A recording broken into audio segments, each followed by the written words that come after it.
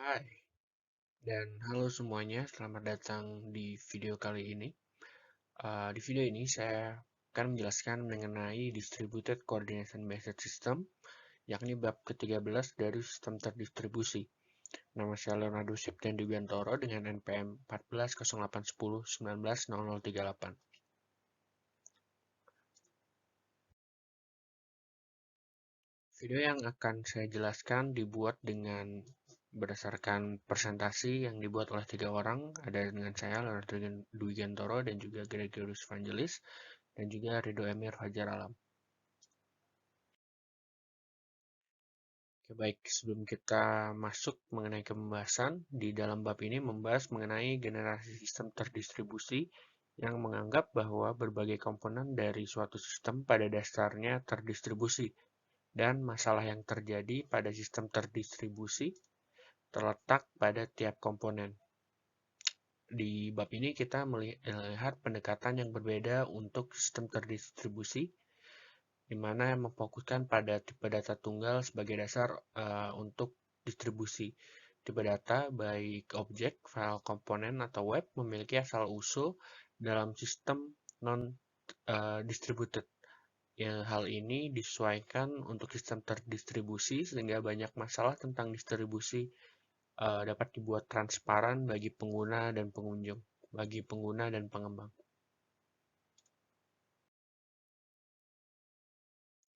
Oke, bahasan pertama kita akan membahas mengenai Introduction to Coordination Model.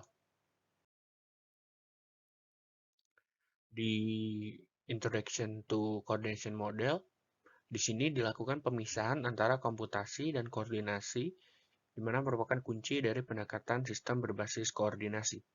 Bagian-bagian komputasi dari sistem terdistribusi dibentuk oleh proses, masing-masing proses terkait dengan aktivitas komputasi spesifik dan dilakukan secara independen.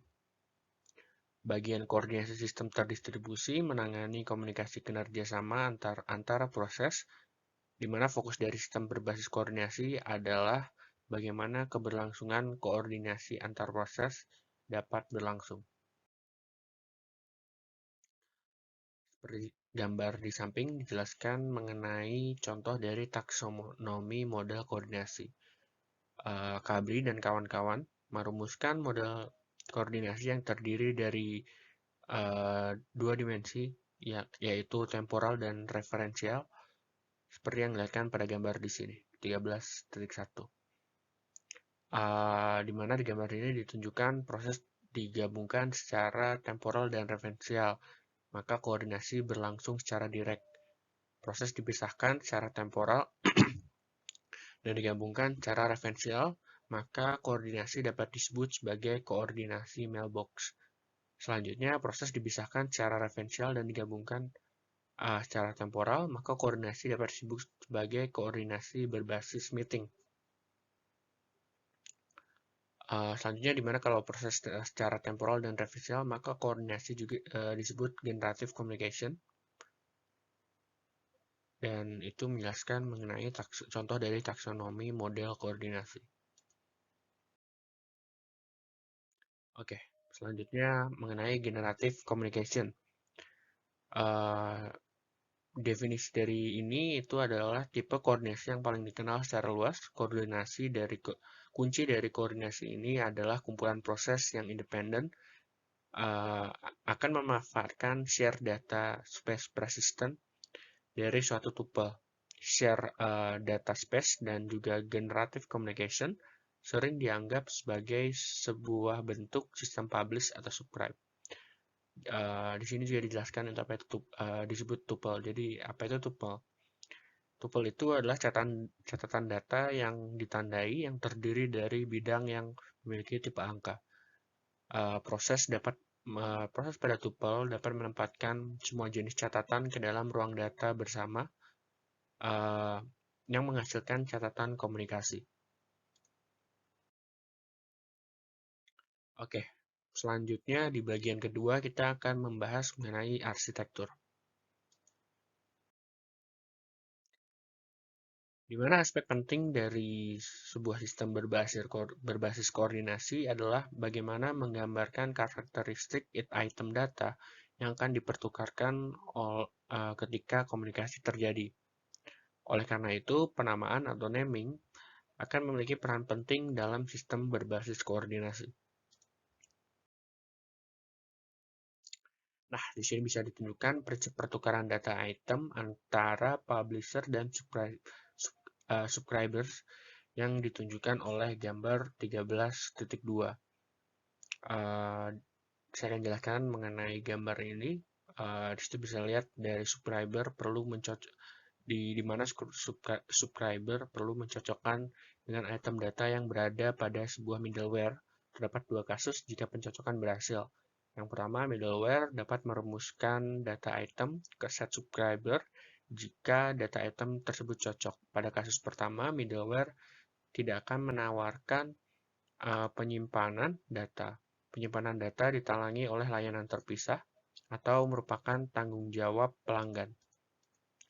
Di mana untuk kasus kedua, middleware akan memberi notifikasi kepada subscriber, di mana subscriber dapat melakukan operasi read atau delivery untuk item data yang dipublikasi oleh publisher.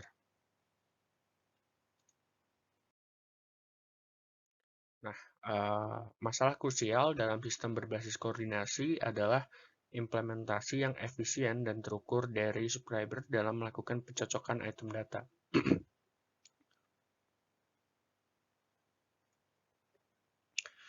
Pendekatan koordinasi untuk sistem terdistribusi akan memberikan banyak potensi untuk membangun sistem terdistribusi berskala besar karena pemisahan proses yang dilakukan.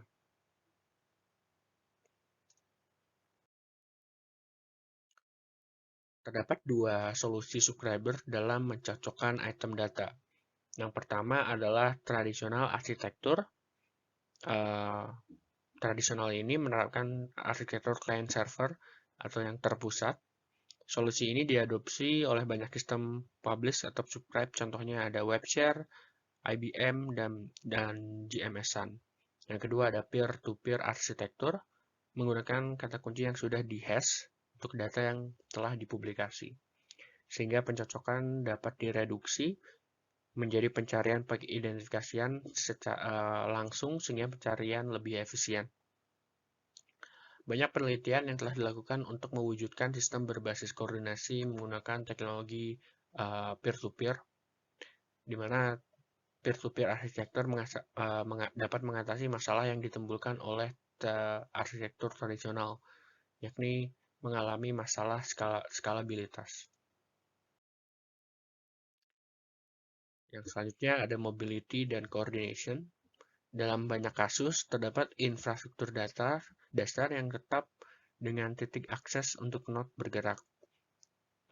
Masalah yang ditimbulkan karena hal ini adalah memastikan bahwa pesan yang dipublikasi tidak dikirim lebih dari satu kali ke subscriber yang telah memindai jalur aksesnya.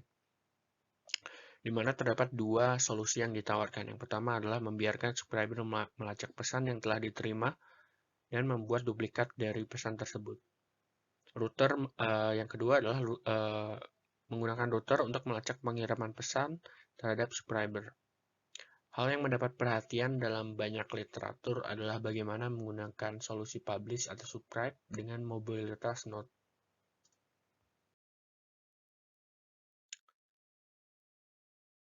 Jadi itu mengenai bahasan bab kedua. Selanjutnya kita akan subbab kedua. Selanjutnya kita lanjut ke subbab ketiga, yaitu processes.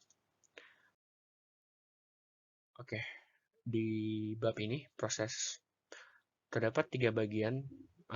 Yang pertama adalah tidak adanya proses spesial yang digunakan pada publish subscribe system. Yang kedua, mekanisme pencarian data yang efisien harus digunakan. Dan ketiga, harus ada perancangan skema yang baik dan konsisten dan replikasi. Di mana di poin kedua ini terjadi pada kumpulan data yang kemungkinan besar, dan poin ketiga ini adalah menjadi masalah utama dari proses. Selanjutnya, bab 4, subbab 4 yaitu communication. Communication pada kebanyakan sistem publish atau subscribe relatif sederhana, seperti contohnya Java based system, yakni seluruh komunikasi menggunakan remote method invocation atau RMI.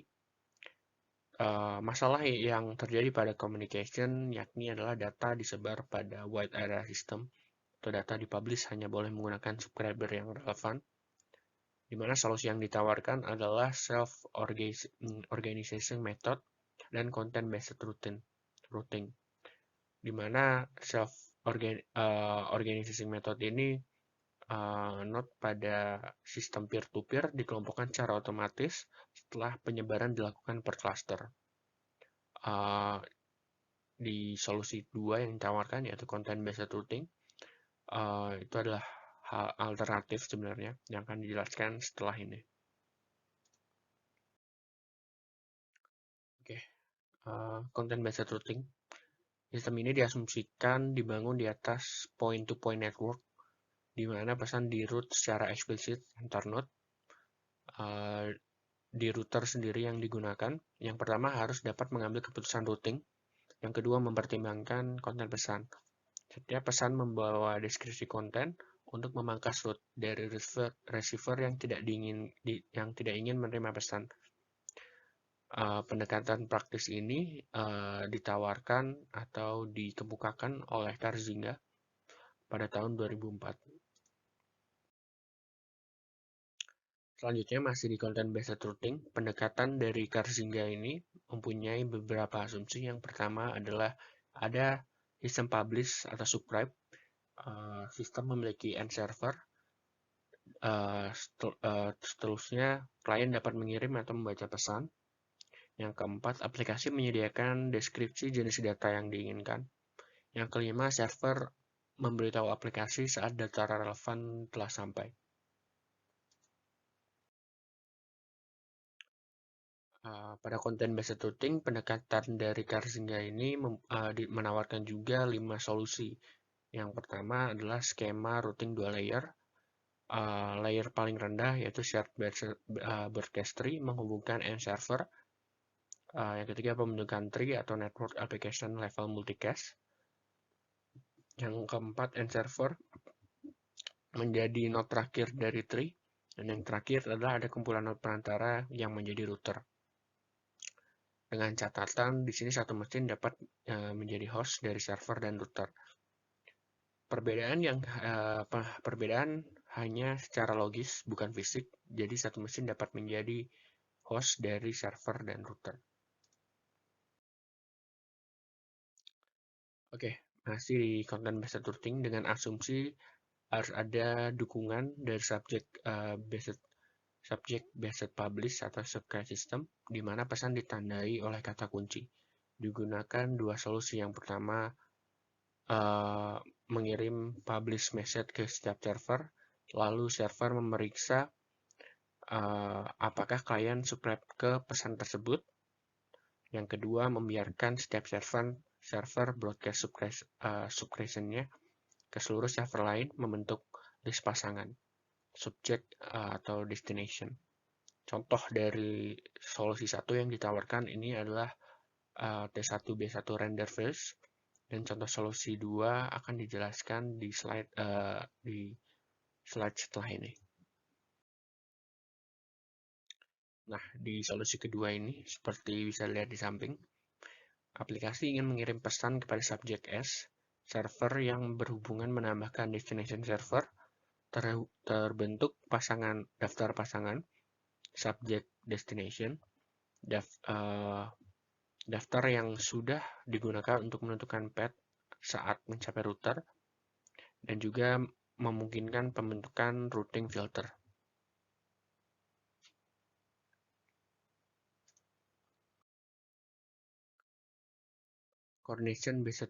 Masih di coordination based routing. Seperti di sini ada contohnya. Salah satu contoh simpel, misalkan pada routing filter, node ketiga ingin pesan dengan atribut A dengan rank 0,3. Selanjutnya node 4 ingin pesan dengan atribut A dengan menggunakan rank 2,5. R1 membentuk filter untuk outgoing link, di mana pesan pada interval adalah 0,3 gabungan 2,5 yakni 0,5 yang diteruskan melalui pad untuk R1. Dicontohkan juga dengan tabel di samping dengan interface dan filter dari ke node ketiga adalah A setiap anggota dari 0,3 dan untuk ke node 4 adalah A setiap anggota dari 2,5. Sementara untuk ke forward router I itu tidak dispesifikasi. Ini adalah contoh tabel routing filter. Ini merupakan contoh simpel komposisi yang lebih rumit yang dimungkinkan. Contoh ini juga menggambarkan saat node meninggalkan sistem atau tidak lagi tertarik pada pesan, di mana subscription dibatalkan dan informasi disiarkan ke semua router. Pembatalan pada nomor 2 akan mengarah ke routing filter beragam dan worst case-nya bisa memunculkan unnecessary traffic, di mana pesan dikirimkan ke jalur yang tidak punya subscriber. Masalah pada content-based routing terdapat pada pembentukan filter sederhana, tapi pengidentifikasian link di mana pesan masuk bisa menjadi sebuah compute intense. Kompleksitas komputasi datang dari penyamaan nilai atribut ke subscription perbandingan entry by entry.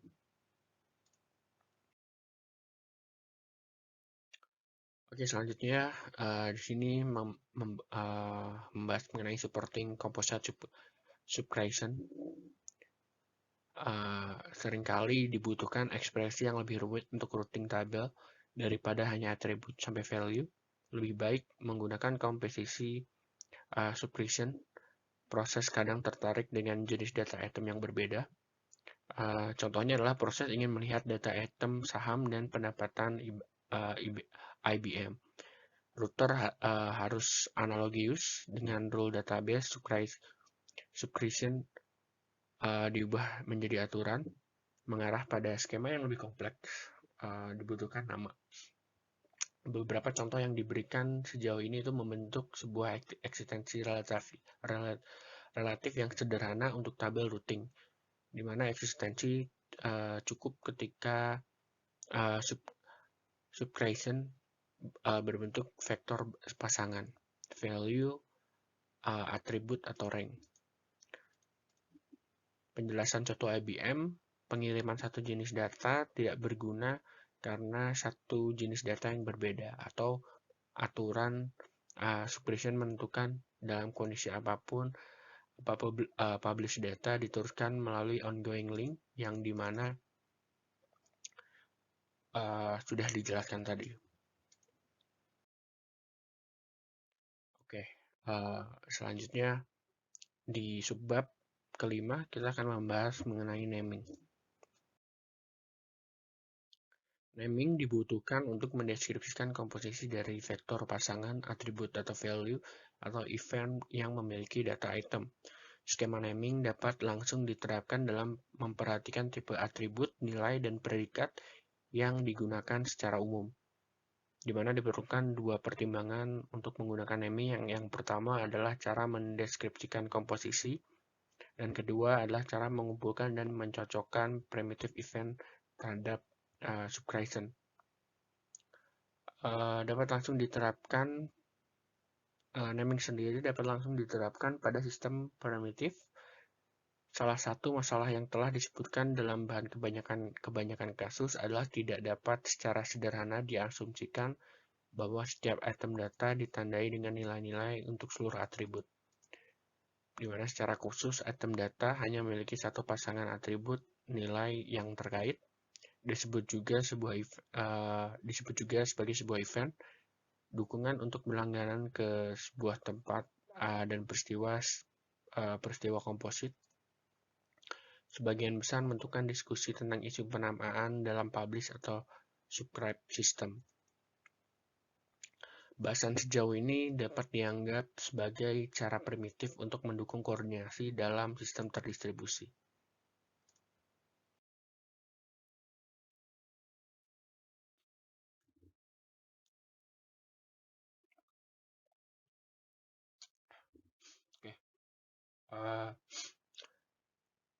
Tadi sempat disebutkan mengenai composite event. Di sini kita akan menjelaskan mengenai cara mendeskripsikannya. Seperti contohnya composite event ruang R4.20 ber-AC diamankan. Di mana event S1-nya adalah notify when room R4.20 is occupied sampai dengan S5 di mana notify when the average temperature is R4 .20 is more than 20 degrees for the past 30 minutes. Dapat dilihat kalau pada event S1 primitive discrete event dan S2 komposisi primitive discrete event ini masuk ke dalam simple suppression, di mana S3 event sendiri lebih kompleks karena terkait waktu.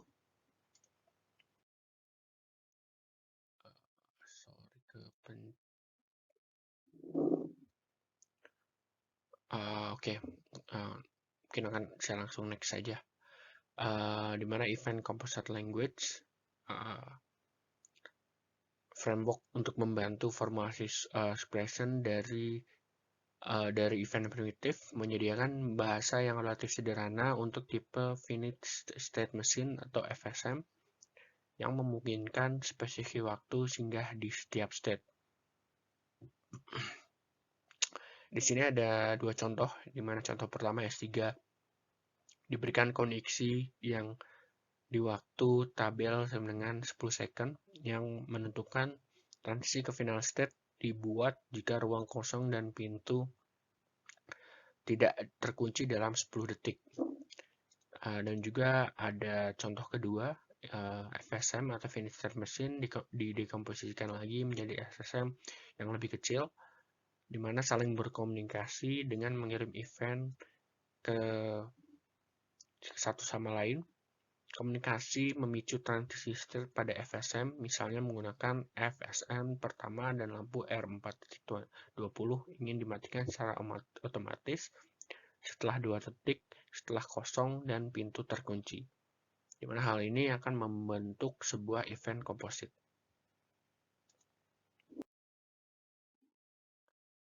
Nah, selanjutnya matching event and suppression, di mana transisi FSM dipicu peristiwa primitif, implementasi sederhana untuk pencocokan.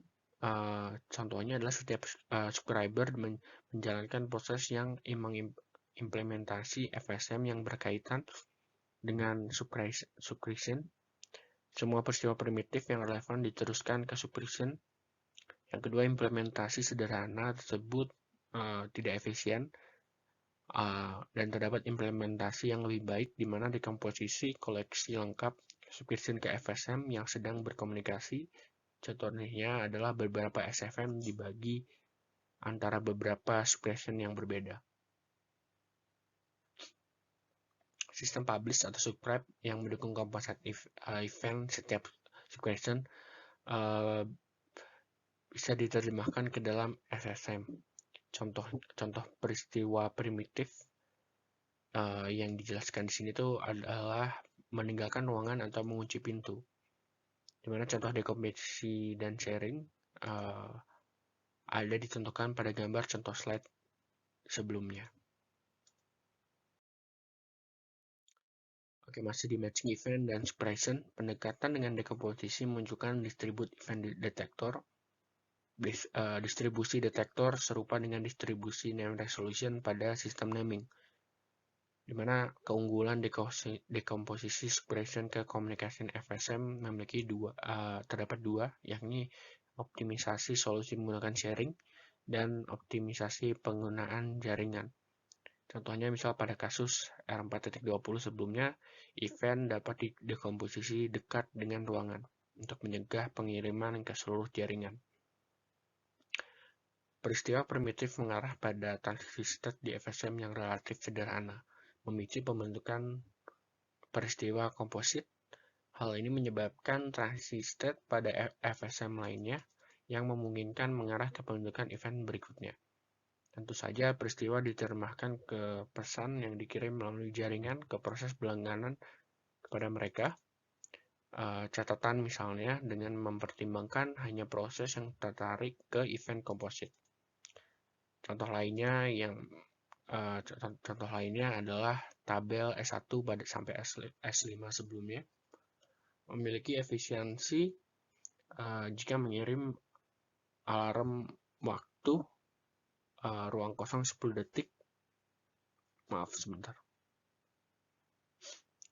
Daripada event penguncian atau pembukaan pintu.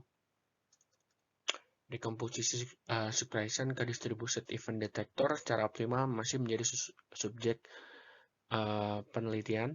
Banyak trade-off ekspresi dan efisiensi yang harus dibuat. Seperti contohnya, semakin ekspresif sebuah bahasa, maka makin sulit untuk mencapai suatu efisiensi. Oke, kita masuk ke subbab ke-6, yaitu synchronization. Di synchronization ini terdapat 4 bahasan. Yang pertama, umumnya terbatas pada sistem yang mendukung komunikasi generatif. Yang kedua, straightforward, jika hanya menggunakan sebuah server.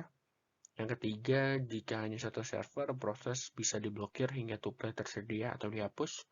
Yang keempat, menjadi kompleks jika share data space direplikasi dan didistribusi pada beberapa server. Pada coordination based system, poin ketiga ini dihapus lebih simpel, sementara poin keempat dibahas pada bagian setelah ini.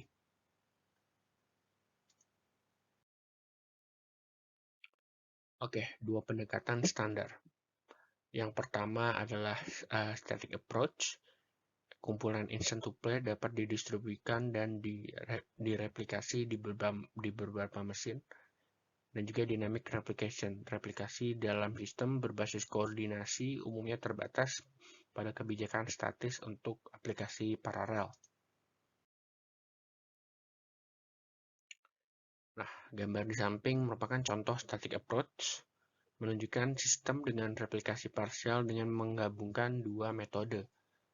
Jadi ketika sebuah proses pada mesin A ingin melakukan penulisan, ia akan menyiarkan tuple ke semua mesin di baris gridnya. Ketika sebuah proses pada mesin B ingin membaca atau mengambil contoh tuple, ia menyiarkan tuple template ke semua mesin di kolomnya. Karena geometrinya akan selalu ada satu mesin yang melihat instant tuple dan template dan tuple template.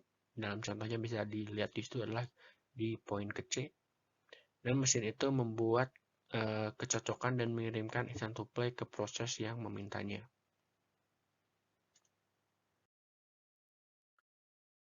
Oke, yang kedua adalah contoh dari dynamic replication. G-Space adalah sistem berbasis koordinasi terdistribusi yang dibangun di atas Java Space. Distribusi dan replikasi tuple dilakukan untuk meningkatkan kinerja dan ketersediaan. Elemen kunci dalam pendekatan ini adalah tuple yang perlu direplikasi untuk ketersediaan harus mengikuti strategi yang berbeda dengan kinerjanya. Untuk alasan ini, arsitektur G-Space telah diatur untuk mendukung berbagai kebijakan replikasi dan sedemikian rupa sehingga tuple yang berbeda dapat mengikuti kebijakan yang berbeda juga.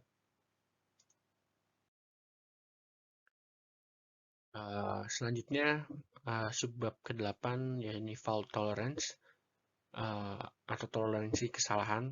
Itu adalah dasar untuk setiap sistem terdistribusi yang mengejutkan betapa relatif sedikit perhatian yang diberikan pada toleransi kesalahan dalam sistem berbasis koordinasi yang termasuk sistem dasar, publish atau subscribe, serta yang mendukung komunikasi generatif.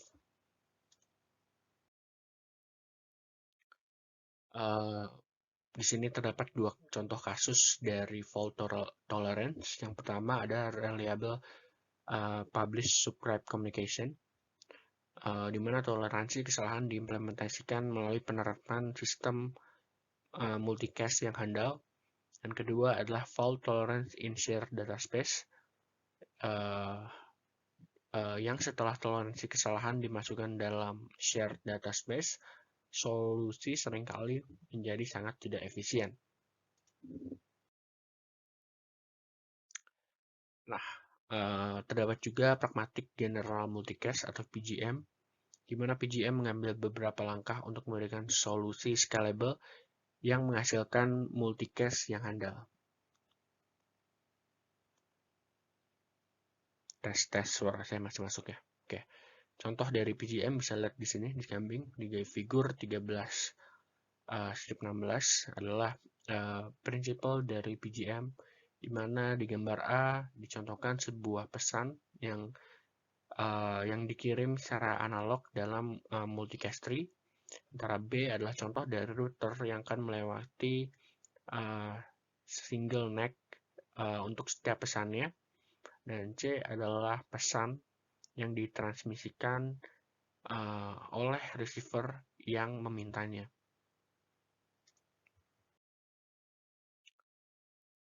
Oke, selanjutnya mungkin ke subbab terakhir, yakni security. Keamanan dalam sistem berbasis koordinasi menimbulkan masalah yang sulit. Di sisi lain, proses harus dipisahkan secara referensial, tapi di suatu sisi juga harus dipastikan integritas dan kerahasiaan data. Terdapat dua pendekatan yang dilakukan oleh security ini dengan koordinasi data. Otoritas secara umum diterjemahkan menjadi masalah kerahasiaan. Yang pertama adalah confidentiality, melarang memeriksa data yang dipublikasikan. Dan kedua adalah secure share data space, atau mengenkripsi bidang data. Baik, karena semua subbab pada bab ini telah dibahas, saya akan mencoba merangkum mengenai apa saja yang dibahas di video ini. Sistem terdistribusi coordination based memainkan peran penting dalam membangun aplikasi terdistribusi. Sebagian besar sistem ini berfokus pada pemisahan proses referensial, yang berarti bahwa proses tidak perlu secara eksplisit merujuk pada satu sama lain untuk memungkinkan komunikasi. Selain itu, dimungkinkan juga untuk menyediakan decoupling temporal, di mana proses tidak harus hidup berdampingan untuk saling berkomunikasi. Kelompok penting dari sistem basis coordination system dibentuk oleh sistem yang mengikuti paradigma publish atau subrat, seperti yang dilakukan oleh DB Renders. Dalam model ini, pesan tidak membawa alamat penerimanya, tetapi dialamatkan oleh subjek. Proses yang ingin menerima pesan harus berlangganan ke subjek tertentu. Misalnya middleware akan menjaga agar pesan dirutukan dari penerbit ke pelanggan. Kita juga membahas mengenai tuple. Tuple adalah struktur data yang diketik mirip dengan record. Untuk membaca tuple dari ruang tuple, sebuah proses menentukan apa yang dicari dengan menyediakan tuple template. Tuple yang cocok dengan template kemudian dipilih dan dikembalikan ke proses permintaan. Jika tidak ada kecocokan yang ditemukan, maka proses akan diblokir.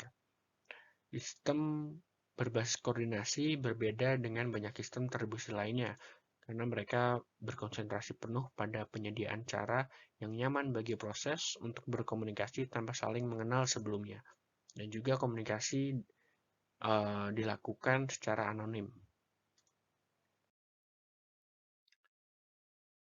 Baik, mungkin sekian video kali ini. Terima kasih telah menonton sampai akhir. Maaf jika ada kesalahan, semoga video ini berguna, dan terima kasih semuanya.